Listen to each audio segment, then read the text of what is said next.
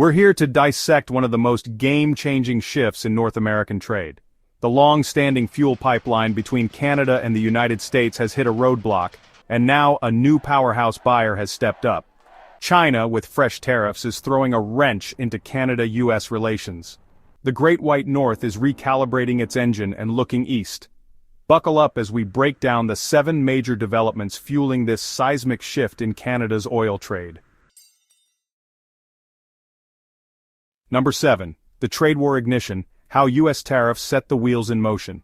In early 2025, Washington dropped the hammer with a 25% tariff on Canadian imports, citing border security and fentanyl concerns. For Canada, this was more than a speed bump. It was a full-blown detour. Adding insult to injury, a 10% surcharge on Canadian energy exports disrupted a well-oiled partnership that had long powered both economies. Ottawa wasted no time retaliating, slapping $30 billion in counter-tariffs on U.S. staples like bourbon, textiles, and home appliances. Suddenly, cross-border commerce wasn't just business, it was a battleground. While American policymakers framed the move as a national security measure, critics called it economic strong-arming.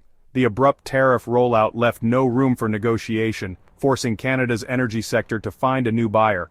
Fast. Even as diplomatic back-and-forth continues, one thing is clear. The U.S. and Canada are no longer idling in neutral. The gears of global trade are shifting, and a new destination is on the horizon. Number 6. Full throttle toward Asia, Canada's new fuel partner. With North American trade lanes tightening, Canada is shifting gears toward Asian markets. The Trans Mountain Pipeline expansion, completed in 2024, has turbocharged the nation's export potential, cranking capacity up to 890,000 barrels per day. This means more Canadian crude is now flowing toward China, Japan, and South Korea, instead of American refineries. China, always eager to diversify its oil supply, wasted no time snagging shipments.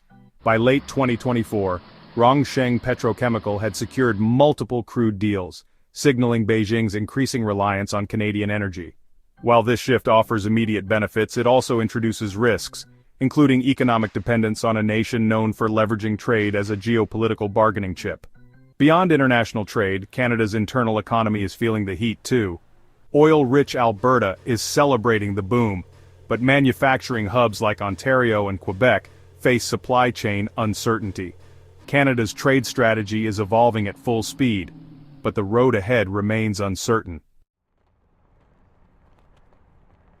Number 5. Economic whiplash, the ripple effect across Canadian industries. The U.S.-Canada trade war didn't just rattle oil exports, it sent shockwaves through multiple industries. For sectors reliant on seamless cross-border commerce, the tariffs were a financial wrecking ball.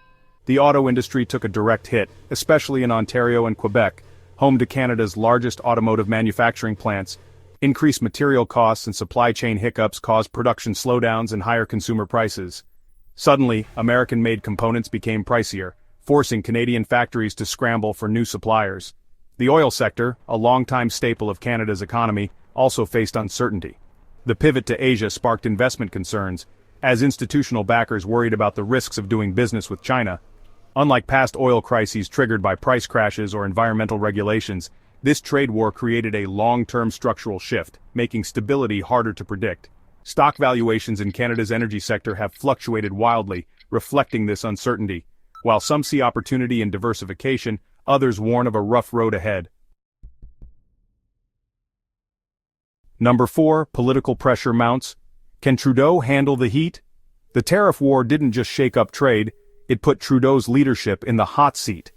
Initially hailed as a defender of Canadian sovereignty, his retaliatory tariffs won public favor. But as the economic toll mounts, opposition voices are growing louder. A recent Angus Reid poll found that 57% of Canadians fear long-term damage from the trade dispute, with 34% concerned about rising consumer prices. Critics argue that Trudeau should have taken a softer stance to maintain economic stability, while others believe Canada should go all in on trade diversification. At the same time, the idea of strengthening ties with China is drawing both interest and skepticism. Some policymakers see Beijing as a vital counterbalance to American dominance, while others warn against economic entanglement. For Canada, the road ahead is full of twists and turns. Should it embrace China's open wallet or navigate the bumpy ride with the U.S.? The answer could define its economic future for decades. Number 3, the Green Dilemma, Canada's energy versus climate goals. Canada has long marketed itself as a climate-conscious nation, yet its expansion of fossil fuel infrastructure tells a different story. The Trans Mountain Pipeline expansion has boosted Canada's oil exports, but at what cost? While the economic benefits are undeniable, environmentalists argue that increased carbon emissions contradict Canada's climate commitments. The Trudeau administration introduced a nationwide carbon tax and other emissions reduction initiatives, but critics say it's too little, too late. Meanwhile, China, the world's largest greenhouse gas emitter, is fueling demand for Canadian crude, further clouding Canada's sustainability image. Balancing energy profits with green policies is proving to be a high-speed balancing act. Can Canada maintain its environmental credibility while ramping up fossil fuel exports? Or is this the ultimate example of saying one thing and doing another? Number 2, U.S. retaliation, how Washington is fighting back. The U.S. isn't sitting idle while Canada shifts gears toward Asia. The Trump administration has ramped up countermeasures, including plans to restrict Canadian crude access to U.S. refineries. Beyond direct trade actions, Washington is exerting influence on international regulators, lobbying organizations like the WTO and IMF to scrutinize Canada's growing trade ties with China. U.S. lawmakers are also pushing for new regulations to make Canadian crude less attractive to American refiners. To tighten its grip further, U.S. intelligence agencies are ramping up economic surveillance on Canada's energy dealings with China. For Canada, this creates a complex challenge: how to expand trade autonomy without igniting a full-scale economic standoff with its largest historical trading partner. Will Canada hold its ground? Or will U.S. pressure force a course correction? Number 1, shifting gears, Canada's next economic play. Canada is no longer just reacting to U.S. tariffs, it's actively re-engineering its global trade future. The move toward Asian markets isn't just about selling oil, it's about reshaping Canada's economic autonomy. Yet the path forward is complex. Closer ties with China, Japan, and South Korea bring economic opportunity, but also political risks. Western allies are watching closely, and any misstep could strain existing trade partnerships. This is a defining moment for Canada. Will it establish itself as a resilient global player, or will political pressures force it back into economic dependence? One thing is certain: the old trade playbook no longer applies. In the evolving landscape of North American trade, recent developments have significantly impacted Canada's economic strategies, particularly in the energy sector. In early 2025, the United States announced a 25% tariff on Canadian imports, citing concerns over border security and fentanyl trafficking. This move prompted Canada to impose $30 billion in counter-tariffs on U.S. goods, escalating tensions between the two nations.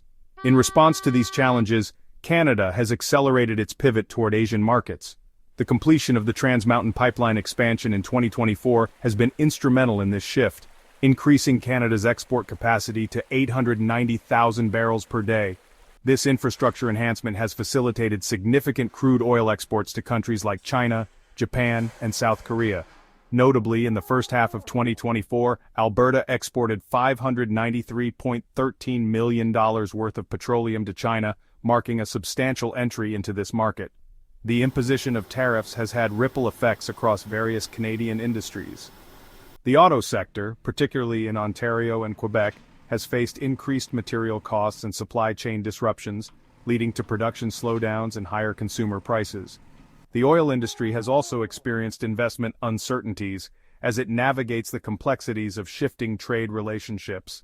Politically, these economic shifts have placed significant pressure on Prime Minister Justin Trudeau's administration. While initial retaliatory measures were met with public approval, concerns over long-term economic impacts have led to growing criticism and calls for strategic diversification. Environmental considerations further complicate Canada's energy expansion. The increased capacity from the Trans Mountain Pipeline raises questions about the nation's commitment to climate goals, as higher export volumes may lead to increased carbon emissions.